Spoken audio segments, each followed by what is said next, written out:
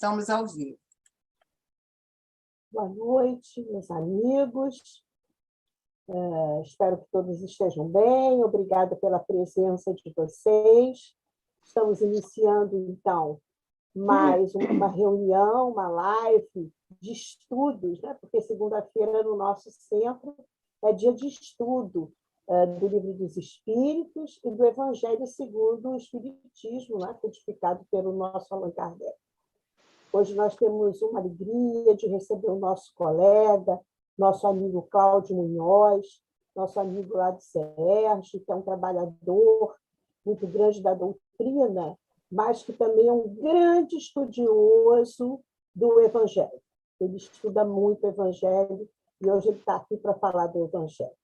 Então, antes de nós começarmos, eu vou ler uma página. Hoje me deu muita vontade de sentir saudades da nossa querida Sheila, sentir saudades de Sheila, que nós já apresentamos aqui a vida dela, né? Quer dizer, a vida física e espiritual dela aqui no Brasil. Eu trouxe, então, uma mensagem de Sheila para nós, antes de nós começarmos. É assim: hoje ou mais além. E antes eu quero mandar um abração para todo mundo que está no YouTube, tá bom? Bom, vamos lá. Hoje ou mais além.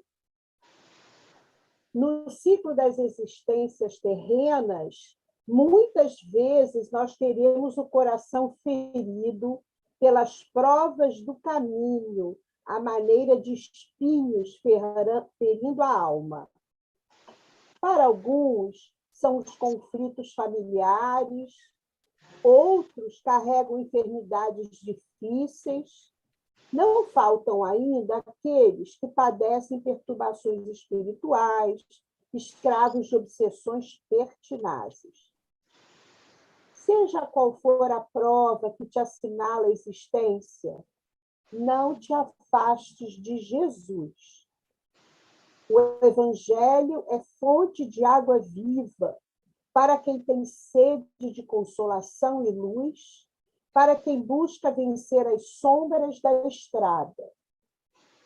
Apoia-te na fé e segue adiante, fazendo o melhor ao teu alcance. Não desanimes, não reclames e não prejudiques ninguém. Se permaneceres com Jesus, nada poderá te impedir de alcançar a paz, hoje ou mais além, coroando-te os esforços e a perseverança cristã.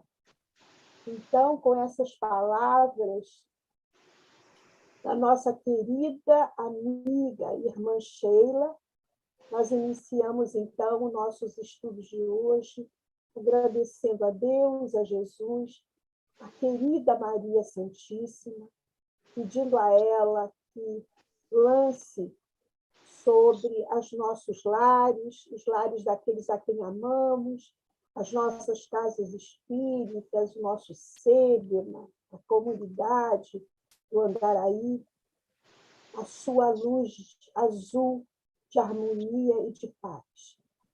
Lance sobre esse Brasil a sua paz, querida mãe maior.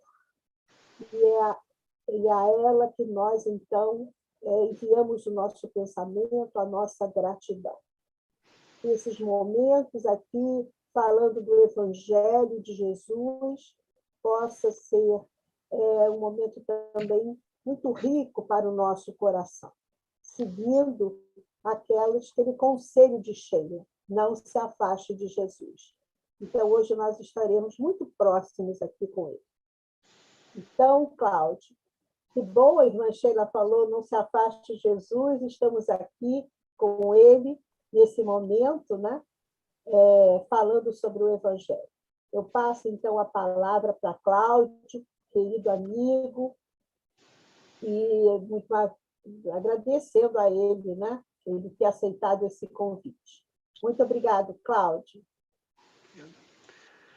Então, boa noite a todos, queridos companheiros. É com muita alegria que estamos aqui retornando a esta casa para podermos fazer uma reflexão acerca de um tema do Evangelho de Jesus à luz da nossa doutrina.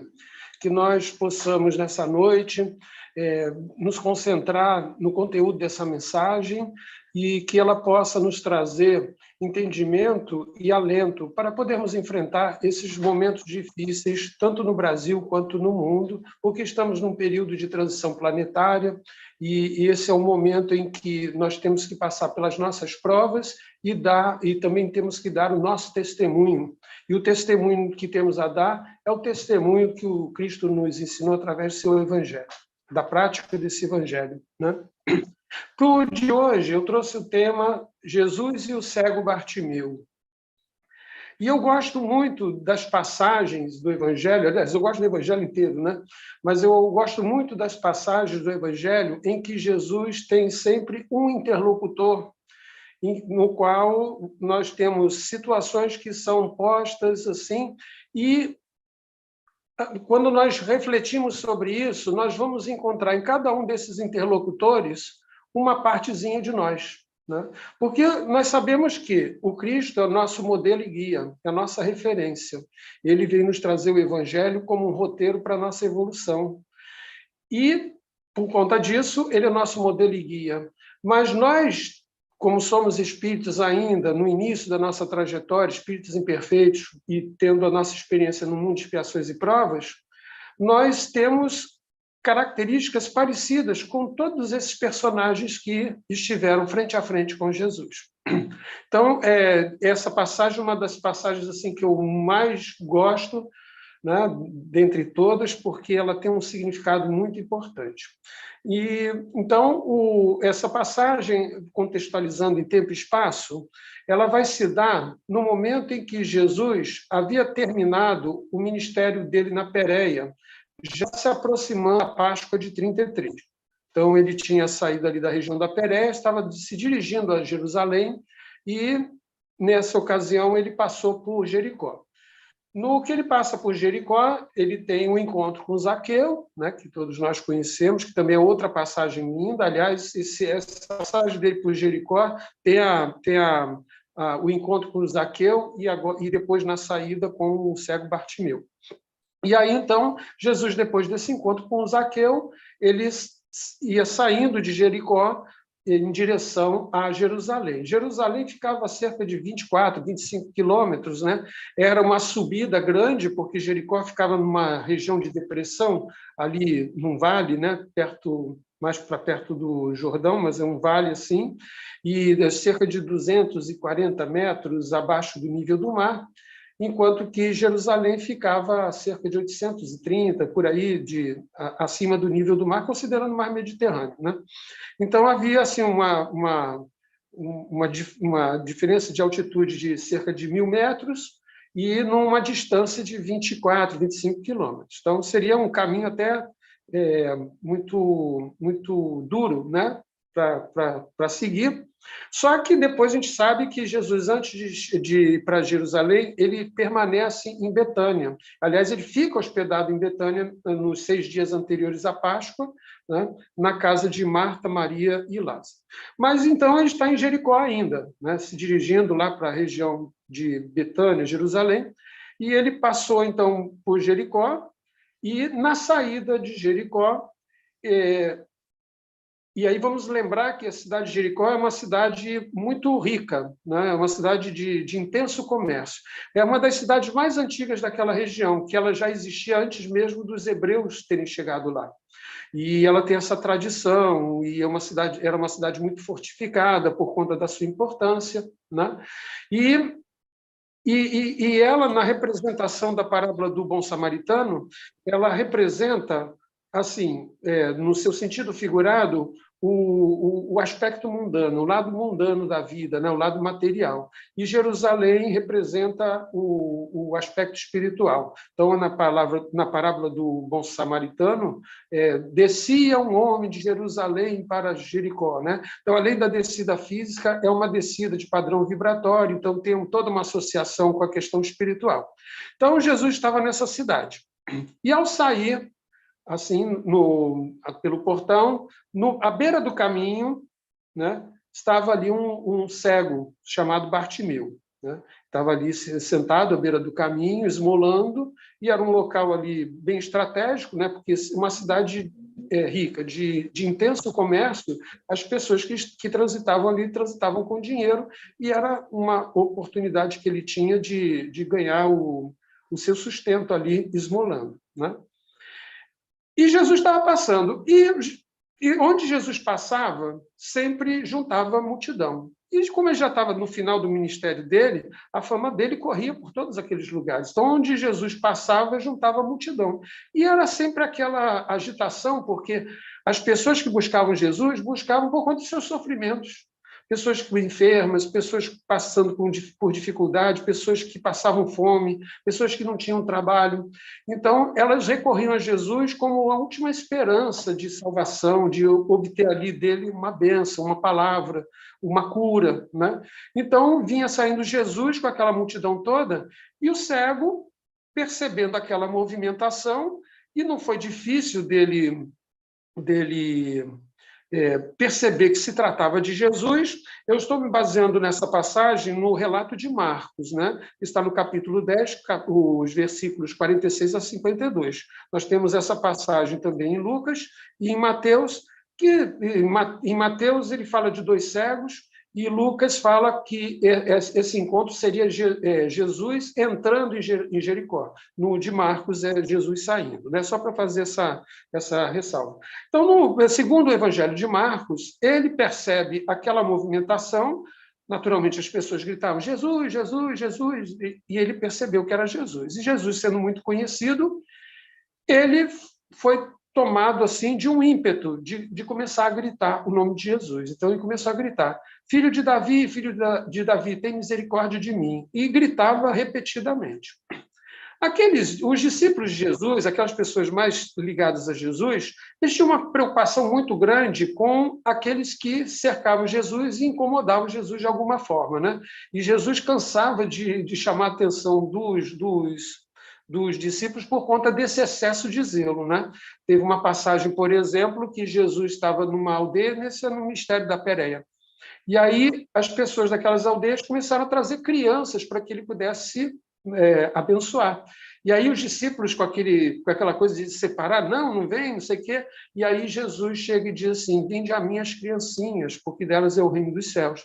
Então, assim, havia essa preocupação. E com relação ao grito lá, ao clamor de Bartimeu, que ele procurava colocar em altos brados mesmo, eles começaram a repreender, pedindo para que Bartimeu se calasse para não incomodar Jesus, né? Mas Bartimeu não deu atenção para essa repreensão e continuou clamando cada vez mais alto: filho de Davi, tem misericórdia de mim. Jesus, num dado instante, para. Jesus já tinha percebido isso tudo, mas Jesus encaminha as coisas da forma como tem que ser. Para cada situação, para cada encontro, Jesus vai agir de uma forma diferente, de acordo com a necessidade de cada um, de acordo com o merecimento de cada um. Às vezes, fazendo com que as pessoas dessem um pouco mais da sua fé, em termos não só de palavras, mas de sentimento mesmo, porque ele conseguia captar os sentimentos, os pensamentos das pessoas, as vibrações. E aí, num dado momento, ele para. Ele para e pede para alguém ir ao encontro do Bartimeu, para chamá-lo, né? Jesus poderia ter ido em direção a Bartimeu, mas Jesus não foi, Jesus resolveu parar.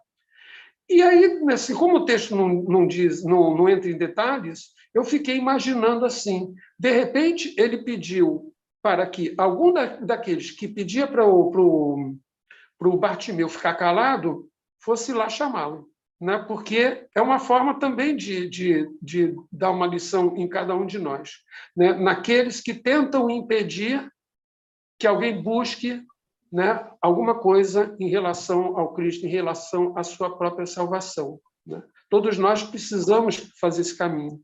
E aí, então, essa pessoa que Jesus determina vai lá ao encontro do cego Bartimeu. Chega perto dele e diz assim: tem bom ânimo, ele te chama.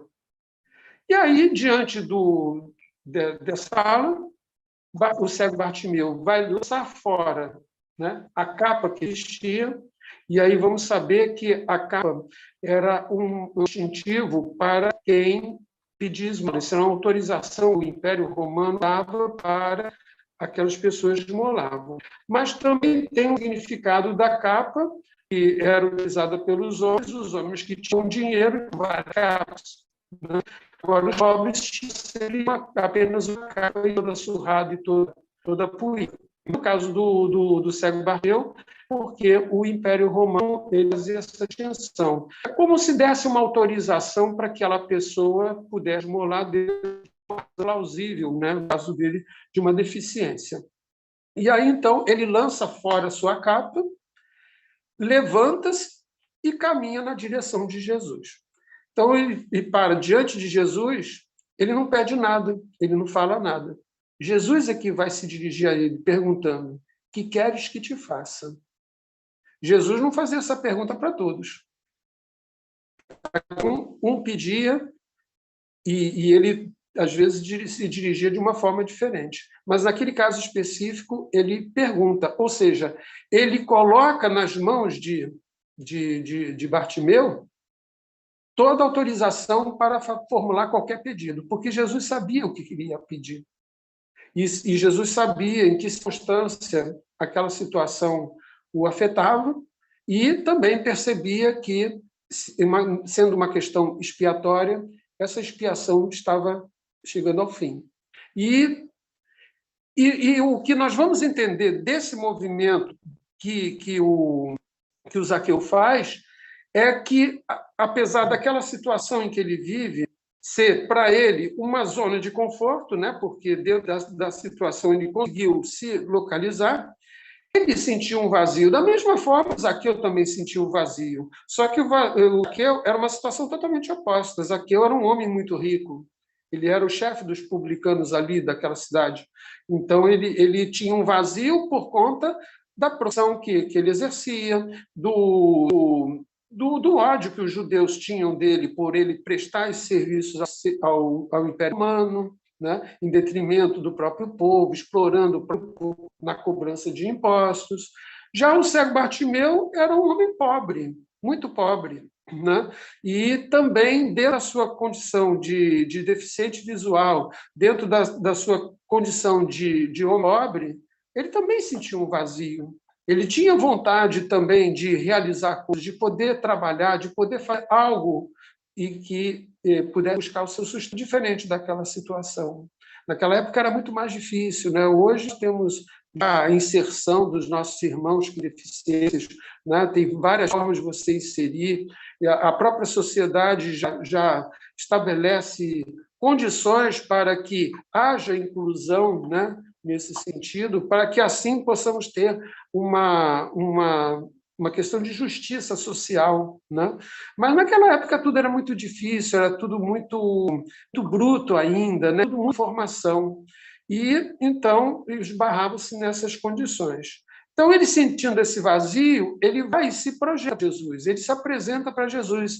Aparece uma grande oportunidade para ele e ele agarra essa oportunidade com muita fé, com muita força. Por isso que Jesus se diz assim: que queres que te faça? E aí, então, ele vai dizer: mestre, quero ter vista. Né? E aí, então, quero ver, quero ter condições de ver. E aí Jesus vai dizer assim para ele: vai, a tua fé te salvou.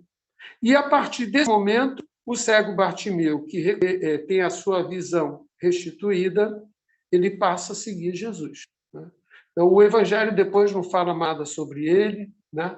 Mas, assim como Zaqueu, ele também segue Jesus. Como muitos que se converteram, né, foram curados por Jesus, continuaram seguindo. Né? Então, assim, é claro que quando Jesus foi preso, muitos se dispersaram por conta do medo, né, e da situação toda, mas com as aparições que ele fez durante 40 dias aos discípulos e depois a muitos dos que seguiam, então eles retomaram aquele ânimo e continuaram a obra do Cristo, e muitos desses que foram beneficiados pela ação do Cristo se engajaram de novo no trabalho. Então, essa é a história do cego Bartimeu. Agora nós vamos esmiuçar essa história, né? Nós vamos esmiuçar essa história dentro de uma fórmula que eu tenho colocado para várias passagens de Jesus, que é estabelecer movimentos, né? No caso de Zaqueu, também fiz isso. No caso de várias parábolas de Jesus, etc., eu tenho feito essa divisão em movimentos, para mostrar que aquela situação, seja de uma parábola, ou seja de uma passagem, um fato ocorrido, ela é dividida em etapas. E isso transportando para as nossas vidas, porque nós sempre vamos nos identificar com esses arquétipos que são apresentados, né, no texto bíblico, é porque eles representam partes de nós. Por exemplo, o que se passa com o cego Bartimeu, muitas das questões que ele tem no seu íntimo são questões nossas, né? E aí nós vamos esmiuçar essa passagem, separando em movimentos. Então, o primeiro movimento, nós vamos ter a seguinte questão: Jesus saindo de Jericó. E Jesus, ao sair de Jericó, já passando pelo portão da cidade e tomando o caminho, Jesus estava andando, e estava sentado à beira do caminho um cego chamado Bartimeu. Então, o que temos nesse movimento? Jesus saindo dessa cidade, seguindo pelo caminho, ia tomar a direção de Jerusalém. Nesse caminho tinha um homem que esmolava ali. Então, esse é o primeiro movimento. Bom, então, quando Jesus sai, nós vamos ter aquela agitação toda. E o cego, embora não visse, evidentemente que não estava vendo, ele estava ouvindo e sabia de quem se tratava, que era de Jesus, né? Nos outros evangelhos, por exemplo, num deles ele pergunta para alguém o que estava acontecendo, né? Aí esse alguém diz para ele que era Jesus. Mas no de Marcos, não. De Marcos, ele percebe por si que é Jesus. Então, aí a gente tem a questão da cegueira. E aí, esse segundo movimento, ele, diante da sua situação, sabendo quem estava ali e sentindo aquele vazio, ele vê naquela situação uma grande oportunidade para ele. Talvez a única oportunidade que tivesse aparecido na frente. E talvez seria a última mesmo, porque Jesus logo depois estaria morto. Então, ele agarra com os dentes aqui e começa a gritar. Começa a gritar. É aquela questão que nós passamos, né? Às vezes a gente se reconhece no fundo do poço, aí chega um momento que a gente diz um basta tudo aquilo dentro de nós, que nós queremos uma mudança. Nesse momento, percebendo esse vazio, nós nos enchemos de força para, pelo menos, clamar, gritar, orar, né? Pedindo socorro. E ele estava pedindo socorro. Quando isso acontece, é o segundo movimento, ele começa a gritar. No terceiro momento, nós vamos ter o quê? A repreensão daqueles que cercavam Jesus, pedindo para que ele se calasse. Então, esse fato nós vamos encontrar muito na nossa vida. Quando, no momento em que nos reconhecemos no vazio, no fundo do poço, e percebendo que existe uma oportunidade e a gente começa a clamar, tem sempre aquelas vozes que nos empurram para trás, né? Eu até me lembro dessas obras de arte da igreja, lá da Idade Média, quando fala, por exemplo, do fim do mundo, do Apocalipse, né? Então, a gente tem aquelas pinturas com aquele mar de gente, tudo muito sofrido, com quase seminus, né? Esquálidos, com cara de desespero, uns tentando escalar aquela escapa, né, como se fosse ali um abismo, e aí você vê as pessoas puxando pelos pés, né? E nos relatos do livro do André Luiz, aqueles irmãos que estão mergulhados na lama ou no abismo, que tentam sair dali e não falta espírito para ficar puxando e tentando reter, né? Nós vamos encontrar isso na nossa vida também. Quantas vezes, olhando para a nossa história, para o nosso passado, no momento em que a gente tenta dar uma virada na nossa vida, uma virada mais voltada para o espiritual, quantas recriminações nós recebemos dentro da família, dentre os amigos também, porque daquela coisa, a gente vai ali, toma um aqui, vai à festa e não sei o quê. E, de repente, a gente percebe que muitas das coisas que a gente faz não faz sentido, eu preciso de alguma coisa mais espiritualizada. E aí, quando decidimos algo nesse sentido, já vem logo as recriminações, né? E achando que a gente está vira as costas para os velhos amigos, etc. E eu estava até outro dia lendo, assim, antes das irradiações, eu sempre faço uma leitura de um livro do Emmanuel. E o Emmanuel fala isso, né? A solidão daqueles que de repente se descobrem numa vida sem sentido, vão buscar algo espiritual, quer seguindo, quer entrando num trabalho. E esse trabalho passa a ser muito solitário, porque vamos encontrar à nossa volta muita incompreensão, né? Dos amigos, dos familiares. Quantas vezes eu disse, nossa, mas você está fanático demais. Por quê? Eu estou assoberbado de trabalho. Aí a questão que colocam é, não, você está fanático demais. Né? Então, assim, nós sempre ouvimos essas questões. E o cego Bartimeu ouviu essa emenda nesse terceiro movimento. Algo que poderia impedi-lo de buscar Jesus. Mas ele tem bom ânimo, né? Ele tem bom ânimo e muita perseverança. Ele demonstra sua fé e ele redobra todo o seu pensamento, todo o seu clamor. E aí, então, ele continua falando, e no quarto movimento nós vamos ver Jesus parando. Jesus parando, pedindo para alguém, né, ir em direção ao cego Bartimeu. Né? Então, o quarto movimento, Jesus para, né, para e manda alguém ir ao encontro do Bartimeu. No quinto movimento, esse alguém chega para ele e diz: tem bom ânimo, o mestre te chama. Então, ele consegue ser ouvido no clamor dele. E aqui vamos entender que, quando esse grito que ele faz é como se fosse uma prece que nós fizéssemos. Jesus poderia vir, assim, nas suas vibrações, ele vem diretamente, mas muitas das vezes ele vai mandar um emissário.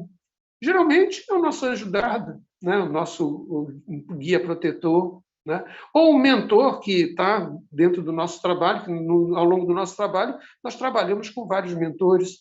No início do estudo, por exemplo, a Jurema leu e falou de saudade de Sheila. Eu também tenho uma saudade muito de Sheila, né? Porque lá em Friburgo tem uma casa que fica nas Browns, né? Que é ali perto do centro, é casa de Pestalozzi, e os mentores da casa são Pestalozzi e Sheila. Né? E é muito interessante que a água que você toma magnetizada, ou você leva a garrafinha fechadinha, quando você sai da reunião, tem gosto de rosa a água. Ninguém põe nada ali. Teve um dia que eu estava ali observando para ver, ninguém mexe, não. As minhas enteadas até chegavam assim, tio Cláudio, você vai naquele centro, leva água para a gente tomar água com gosto de flor, né? Porque a irmã Sheila, junto com os espíritos que trabalham ali, colocavam isso, e ali isso é medicamento. A irmã Sheila trabalha com a parte de cura, né? E, inclusive, nesse momento aí que eu estava em Friburgo, depois eu vim para o Rio, eu sentia muito a presença dela, porque volta e meia eu sentia cheiros assim de flores, não é nada daqui. A gente percebia, e cheiros concentrados em determinado cômodo da casa. Né? Geralmente, onde eu faço a irradiação, faço a prece com o meu quarto.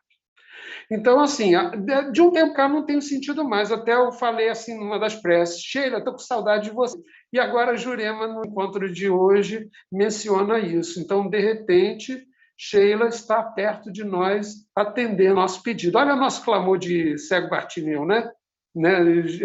Filho de Davi, tem misericórdia de mim? Então, está se dirigindo a Sheila. Sheila, tem misericórdia de mim. Vem um pouquinho para cá para nos ajudar no nosso trabalho. Né? E aí, então esse momento, né, que é feito, o quinto, esse homem faz. E aí, qual é a reação dentro desse quinto movimento, qual é a reação do cego Bartimeu? Tirando a sua capa, que o distingue com um pedinte, né? Reconhecido ali e autorizado pelo Império Romano. Então, ele está deixando uma condição ao tirar, lançar a capa fora.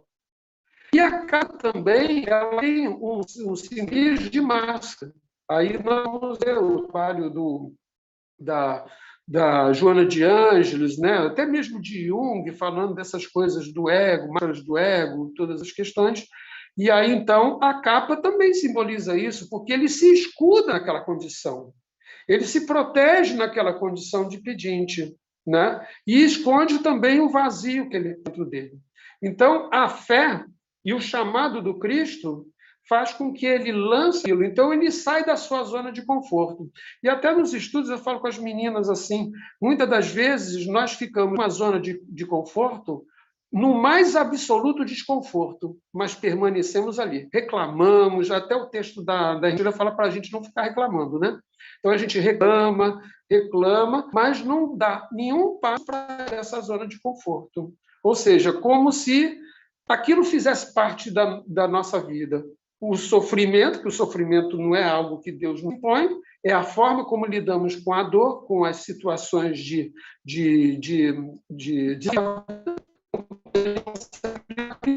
nós temos o quê? O sofrimento. Não é Deus que impõe sofrimento. Somos nós que buscamos o caminho do sofrimento.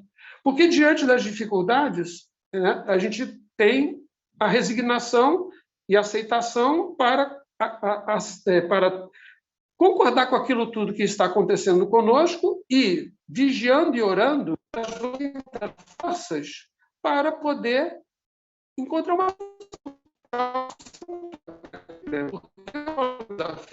não nos coloca nada que seja insolúvel, porque não seria correto, não seria justo da parte dele. Tudo que ele coloca dentro, e que está dentro da nossa programação encarnatória, nós temos condições de vencer. Agora, é preciso ter resignação, fé, esperança e fazer movimento, não ficar sentado ali na zona de conforto esperando algo nesse sentido. E é isso que ele faz. Então, ele tira essa capa, levanta-se, porque ele está numa condição de sentado. Ele se levanta e depois ele caminha em direção a Cristo. Então, nós temos, nesse momento, quando isso acontece em nossa vida, o que temos que fazer?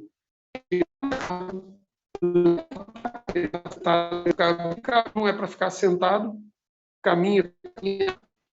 Então, nós vamos levantar e vamos... Cláudio, deixa eu te falar um pouquinho. Está repicando um pouco a sua voz. Será que se você sentar numa outra posição, uma coisa assim, está cortando um pouco a sua voz? Tá bom, vou mudar aqui.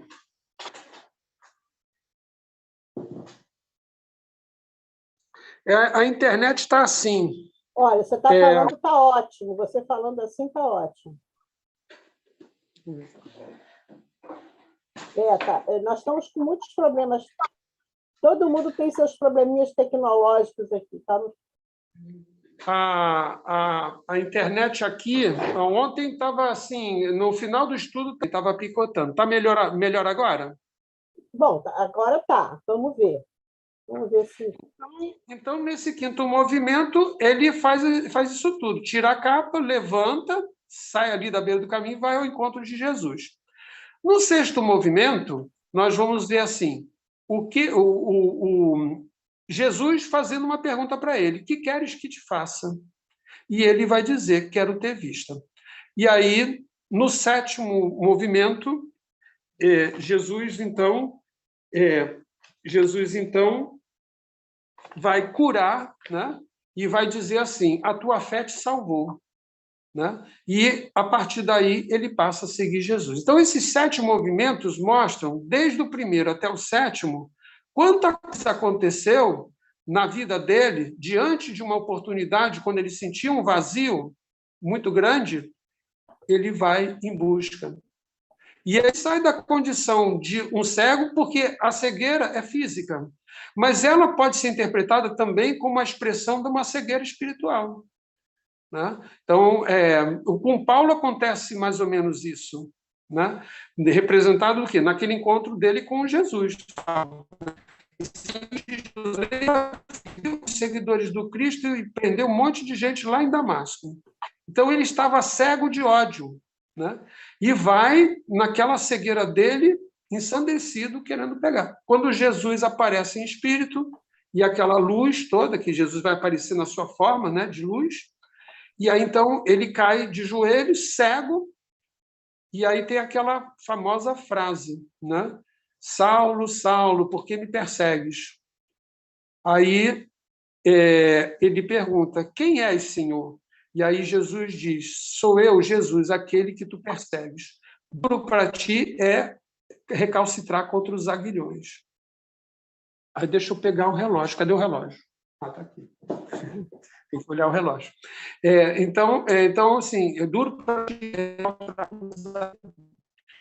Então, ele diz assim, que queres que faça? Aí ele que pergunta para Jesus, né? Que queres que faça?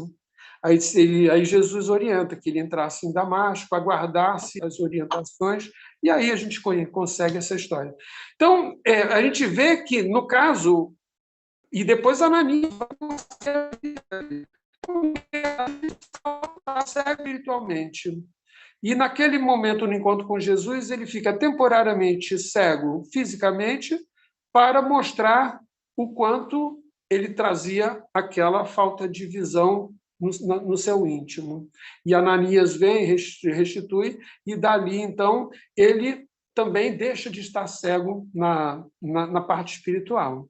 E é engraçado que, quando ele desencarna, é o final do livro do Paulo Estevam, muito interessante essa passagem, né? Ele vai chegar e lá do outro lado, muito debilitado, logo depois o espírito dele com ele, Ananias. Aí restitui a percepção visual, mas aquilo é um simbólico, né? Para mostrar essa trajetória que foi dele. Durante algum tempo, ele foi um homem cego, íntimo. Ele chega depois da sua missão vitoriosa, cego, para reencontrar Ananias e restituir a e Abigail.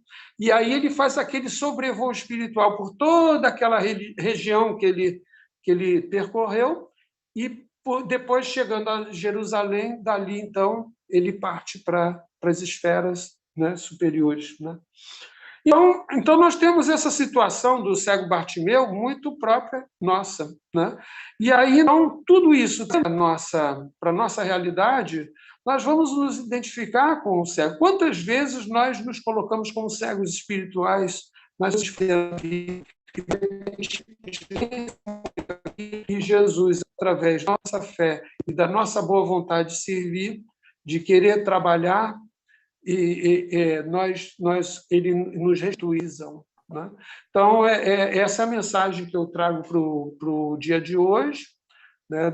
É uma história muito bonita, é algo que é muito representativo e para mim foi uma alegria muito grande com a abertura desse trabalho da mensagem da irmã Sheila, né? Então, Jesus nos abençoe a todos. Espero que tenha saído o som melhor agora, né? Obrigado. Obrigado, Cláudio. Realmente, a gente estudar o Evangelho é uma coisa tão rica, porque cada passagem do Evangelho é um mundo de ensinamento que toca o nosso coração, né? O Evangelho, cada passagem, cada palavra de Jesus, cada acontecimento do Evangelho, é isso que você nos trouxe, né? Traz para nós um ensinamento muito grande, é uma identificação muito grande com cada momento, né? A gente se identifica com o cego Bartimeu, né? Vocês estão me ouvindo bem? O pessoal, vocês estão me ouvindo bem? Então, como é rico a gente estudar o Evangelho assim, né? E pegando passagem por passagem, porque a gente se identifica, a gente aprende tanta coisa, a gente se sensibiliza e traz para nós, né, tanta riqueza. Então, Cláudio, muito obrigada por nos trazer o Bartimeu, aí, se aproximar de Bartimeu, de Jesus. E eu vou pedir, então, Augusto, você gostaria de fazer algum comentário? Cada vez que nós lemos, mas lemos com atenção o Evangelho, nós nos situamos dentro daquele contexto. Naturalmente que muita leitura precisa ser feita no aspecto reflexivo, né? Aquela caminhada toda, quando estivemos lá em Israel, né? Meu Deus, como Jesus caminhava, como Maria. A gente agora, no século XXI, né? Quando a guia falava toda a trajetória de Jesus, meu Deus, como andavam, como todos andavam, né? Mas andavam dias e dias e dias, e poeira, e nada para descedentar, nada. Então, a gente vê esse testemunho do Mestre em nossas vidas, é muito atual. As parábolas elas têm que ser refletidas no contexto pessoal mesmo, porque é para a gente, é para cada um. Muitas vezes nós fazemos o discurso, o proselitismo, no aspecto de que pensamos que estamos ensinando alguma coisa, mas nós temos que fazer o que falamos, né? No aspecto do Evangelho, procurar fazer. Ainda falta muito para a plenitude dessa sabedoria de Jesus em nós, porque Jesus ele trouxe o pensamento divino ao nosso dispor, mas isso precisa de um trabalho individual, de um pertencimento como irmão de Jesus que somos, como filho de Deus, como essência a ser desenvolvida, como o grão de mostarda, né, que no final é uma frondosa árvore, como a semente de uma laranja, que no final pode dar várias laranjas, né? Então que a gente que nós consigamos nos situar dentro do momento atual, que é um momento de muito sofrimento, de muita polarização, e entender que o espírito superior não polariza, ele une. Vamos deixar de ter a discórdia, de ter a ingratidão e de nos polarizarmos. Vamos fazer o esforço, né? Mesmo que o que está não nos agrada, mesmo que a desconfiança esteja dominando, não vamos polarizar, vamos unir. Vamos fazer com o que Jesus nos fez entender e que entenderemos plenamente um dia. O processo do homem Jesus é moral, jamais uma conquista de qualquer hegemonia de poder, e sim o homem integralmente moral. Obrigado, querido. Muito obrigado. Obrigado a você. Cristina.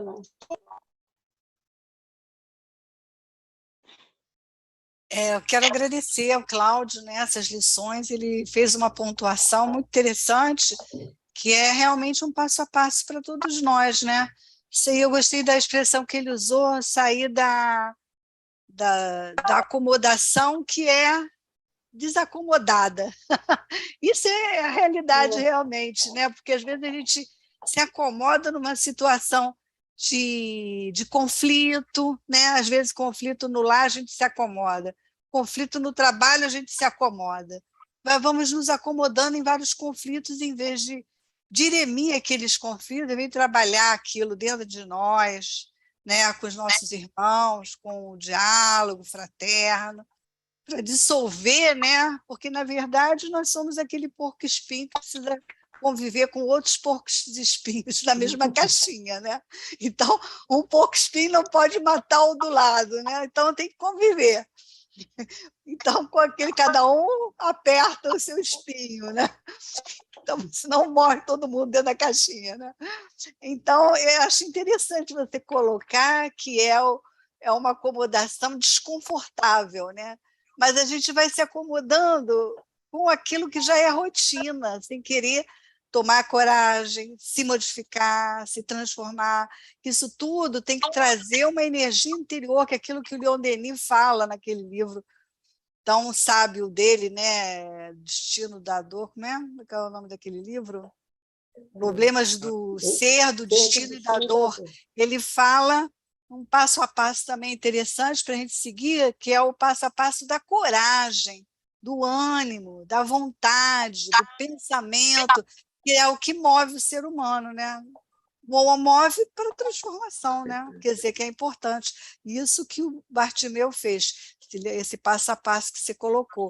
Levantou, foi na direção, chamou, quer dizer que isso tudo somos nós, realmente, que temos que tomar coragem e enfrentar a nossa inferioridade, né? Enfrentar os nossos próprios conflitos interiores que ferem o coleguinha do lado, né?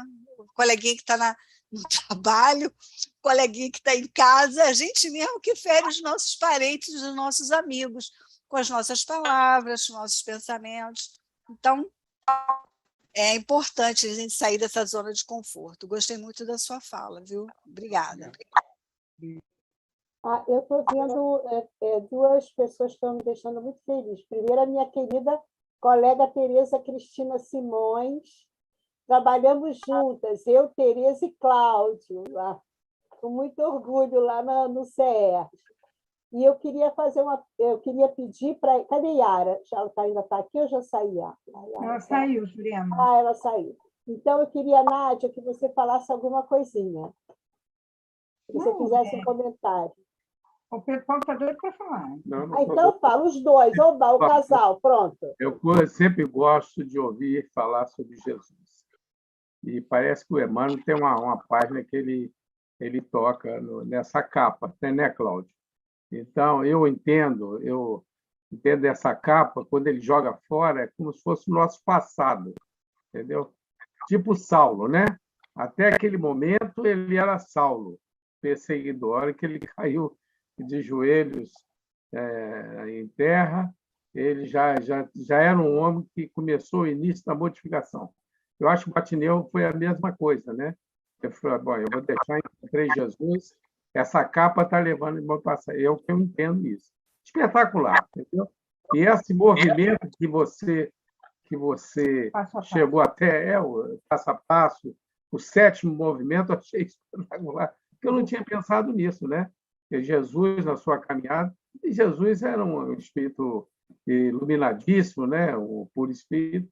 Ele sabia o que ia acontecer daqui 1 hora, 2 horas, né? Com quem ele ia encontrar, né? As situações. Maravilhoso, né? E o cego Bartimeu somos todos nós, né? E que possamos guardar em nosso espírito e vivenciar, né, Cláudio? O Augusto tem falado muito isso. Entendeu? Nós estamos aqui nas lives, nos nossos cultos, nas nossas palestras, mas o importante é a vivência evangélica, né? Isso é muito importante trabalhar nossa vivência. Quando uma pessoa faz um aniversário, eu desejo para ele 2 coisas: muito trabalho no bem e reforma íntima. Jesus nos abençoe. Isso é porque ele não queria falar, viu, Cláudio? Mas, Cláudio, eu gostei muito e eu acho que a sua reflexão nos leva a sempre a gente ir em busca dos nossos objetivos, né? Você tem que fazer um movimento. Não adianta você ficar parado rezando, né?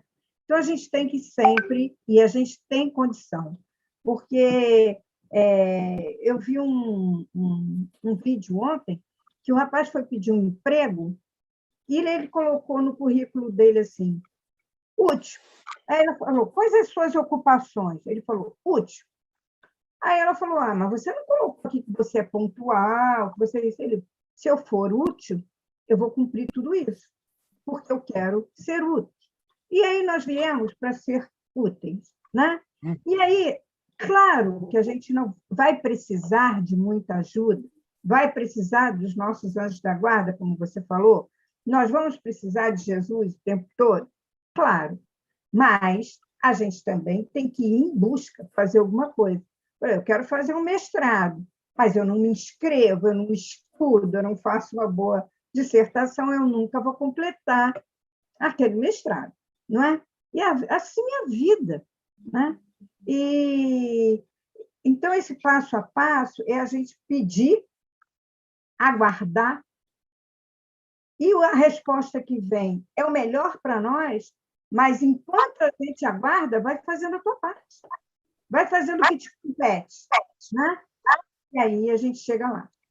Obrigada, Cláudio. Obrigado a Gostei vocês. muito do Cego Bartimeu. Eu já sabia que ia ser bom, e foi. Mais alguém gostaria de fazer algum comentário? Tereza quer dar um alô para o seu colega? Colega não, meu amigo. Ele sabe disso. Colega de trabalho, né, também. Pois é. Estamos sentindo saudade dele. É. Beijo na Nádia, no Pedro Paulo, nos outros companheiros. Beijo. Grande em você. Essa é a nossa Tereza Cristina, que é médium, né? Por isso que nós trabalhamos juntos na mediunidade, lá no CERJ, e ela também trabalha junto com a gente na parte da preservação da memória, trabalha ativamente. Então, é uma grandíssima trabalhadora mesmo. Idem. Volta, Claudinho, estou com saudade de você. Volta, isso mesmo, volta. Pessoal, olha só, eu vou pedir, então, para o Pedro Paulo fazer a prece final, né? Agradecendo a vocês todos a presença. A Nádia vai dizer quem no sábado vai estar na nossa live de sábado, Nádia. Então, sábado que vem, às 5h30, hora do lanche, aquela hora feliz, né? Eu sou dessa época, a hora do lanche, que hora tão feliz. Vai ser o Ricardo Buderian, do André Luiz, Santo Espírito André Luiz, que vai trazer um tema muito importante, que é busquemos o equilíbrio. Então, não percam. E na próxima segunda, nós teremos mais um momento do Evangelho, que é aquele texto de Lázaro, a afabilidade e a doçura, vai ser trazida pela nossa querida Raquel, lá da Ilha Grande. Ela vai atravessar o oceano aqui para vir trazer para nós a afabilidade, a doçura também é imperdível. Então, eu agradeço muito a vocês. Vou pedir então a Pedro Paulo para fazer a nossa prece final. Jurema, as pessoas que estão no YouTube estão falando, a Beth, né? A Lúcia Silva, a Leonora, a Ivone. A Beth disse, Cláudio, estudo muito completo e com uma visão ampla e bem direcionada dessa linda passagem do Cego Bartimeu. E todo mundo está agradecendo a sua palestra aqui. Muito obrigado. Cláudio, a Beth, ela é brasileira, mas reside na Espanha. Está sempre aqui conosco.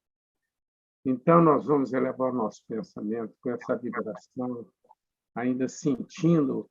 A gente vê naquela passagem de Jesus conversando com o cego Bartimeu, nós vamos também elevar o nosso pensamento ao Pai Celestial, ao próprio Jesus, à Mãe Santíssima, agradecendo a presença da espiritualidade maior e envolver o nosso Brasil, lembrando as duas palavras que têm em sua bandeira, ordem e progresso. Que possa Ismael, com seus anjos, seus espíritos que trabalham nessa falange, entendeu? Envolver o nosso Brasil, o povo brasileiro, nesse momento que antecede mais uma eleição, que vamos escolher o novo dirigente para nos governar dentro de 4 anos. Sabemos que tudo está sob controle, tudo está na vontade do nosso Pai Celestial. Evidentemente, teremos que fazer a nossa parte. Queremos aproveitar e pedir pelos irmãos suicidas e por aqueles que estão pensando em entrar pela porta enganosa para retornar à espiritualidade. Que eles sejam assistidos pelos bons espíritos. Pedimos pelos que sofrem, pelos governantes de todos os países, pelos nossos lares, e que Jesus possa estar sempre em nossos corações hoje e sempre. Que a nossa irmã Jurema possa dar por encerrado a nossa reunião da noite de hoje. Então, meus amigos, boa noite. Cláudio, muito obrigado por esses momentos próximos de Jesus. a Tereza Cristina, querida, está aqui conosco, ao Augusto, a nossa a Yara que saiu, a Lúcia Oliveira, a Cristina, o Marcos Seleno, a nossa Ângela, com Dona Mercedes, espero que esteja bem, e Lúcia Sintra, lá em Campos de Jordão, Fernando Guimarães, enfim, gente, um grande abraço para todos, muito obrigada pela presença, e até sábado que vem todo mundo junto, tá bom? Busquemos o equilíbrio. Busquemos o equilíbrio. Uma boa noite a todos, um bom descanso. Obrigado. Bom descanso para todos. Tchau, tchau. Muita saúde e paz para todo mundo, gente. Tchau. Amém. Tchau. Obrigada. Tchau.